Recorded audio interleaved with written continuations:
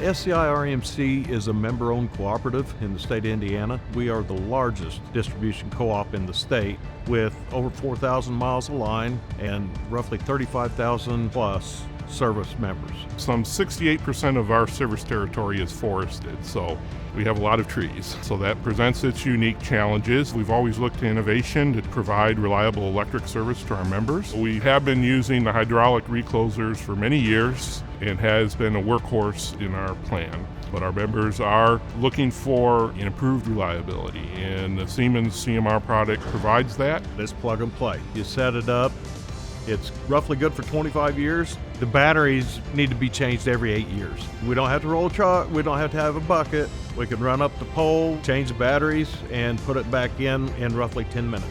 The CMR product also allows us to have a reduced inventory. With the hydraulic reclosers, we needed to have several different sizes and styles in stock for replacement, whereas we can have just a limited number of CMRs in stock as we can configure them any way that we like. You can program it.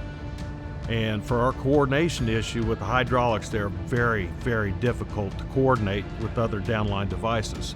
With the CMR, we can actually put the fault currents fairly close to each other and they'll actually operate. The CMR does provide wireless technology. We can communicate with the unit from the ground, look at the configuration, grab the event log. Besides acting as just a standard hydraulic recloser, it also has a switch mode, which allows it to just operate as a switch when needed. In addition, it has a true one-shot capability that we can program separately. Going forward, we're looking to put in an ADMS system for self-healing on our system. And that's exciting because our members then will be able to experience better reliability as these devices are controlled automatically. It doesn't require a lot of maintenance. It's a great device. And the thing that really sold us on it is the current is actually going through the unit instead of on the outside. This just makes it so much easier.